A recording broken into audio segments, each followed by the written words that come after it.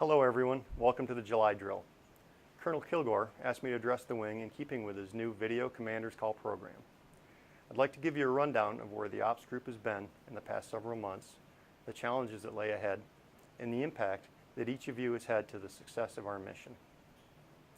As I'm sure you all know, the ops group has spent thousands of man days on the road training to and executing the RPA mission at over a dozen locations across the country.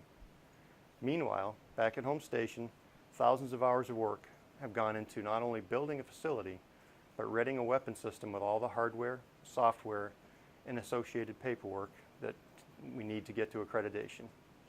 What this has done is position us to present the combatant commander a well-seasoned crew force and fully mission-capable weapon system ready to stand up our combat line at home station. On 23 June, we did stand that combat line up, albeit at Syracuse with only a few short days' notice. I'm sure you can imagine the major muscle movement that took. However, we did receive an early 4th of July present from 25th Air Force. On 29 June, we received our ATO, or Authority to Operate, at home station, and the next day received our SCIF accreditation. SCIF stands for Special Compartmentalized Information Facility, in case you're unaware. And at 0200 Eastern, 1 July, the 107th gained its first MQ-9 Reaper and we're in combat from home station. In fact, since then, we have successfully engaged 6 enemy targets, removing them from the battlefield. None of this could have happened without the tremendous support from each and every organization in the 107th. For that, I am truly grateful.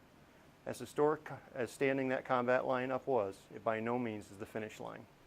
On 7 July, we received our second ground control station and have much work to do to make it combat ready in time for the second combat line, 1 October.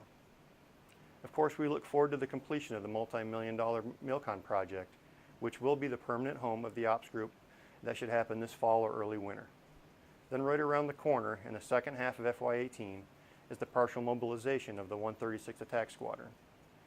Well, that's a lot about what I refer to as the Legacy Ops Group, but I haven't even mentioned gaining the 2 GSUs, the 274th Air Support Operations Squadron out of Syracuse, and the 222nd Command and Control Squadron located at Rome, New York and Chantilly, Virginia. Again, there was a tremendous amount of work that went into making these organizations part of the 107th. The bulk of that heavy lift is behind us now, but we still have much to do to normalize operations, and I know I can count on your continued support moving forward. So as you can see, it's been a historically busy time for not only the ops group, but the entire wing. And honestly, I don't see the pace slowing down anytime soon. If there's one thing that we've gotten really good at over the past decade, is dealing with change. Again, I want to thank you and praise you for all that you do. It's truly an honor to serve with you. Now let's get back to work and have a productive drill. Hello everyone, welcome to the July UTA. I'd like to start by acknowledging the newest members of the 107th Attack Wing, Captain Colleen Weed, Staff Sergeant Dan Miller, and Staff Sergeant Justin Smith. Welcome to the 107th Attack Wing. We're pleased to announce that this Sunday at the UTA at 9 o'clock in the Base Theater, Chief Master Sergeant Candace Smith from the Profession of Arms Center of Excellence will be presenting a course on leadership and professionalism. The course is titled Enhancing Human Capital and is open, applicable to all grades. I encourage you all to attend and take advantage of this opportunity. Please see your supervisors and first sergeants for attendance. During our 4 years of conversion, I know that many of you put your professional development on hold in order to build your new AFSCs and sustain the mission off station. Now as we emerge out of conversion, I ask you to re-examine and rebalance your own professional career path. Your development does not stop at the ALS, NCO, or Senior NCO PME level. It only begins. Today, more than ever, our Air Force requires the highest level of NCO development possible.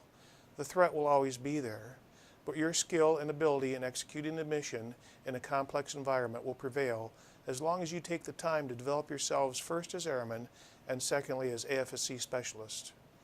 Don't ever forget, a well-developed NCO is the backbone of the United States Air Force.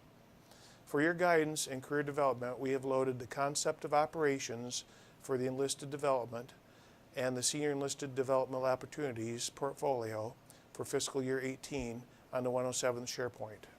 They are located under Professional Organizations/Professional Development. That's all I have for now. Thank you for all that you do, and have a great UTA.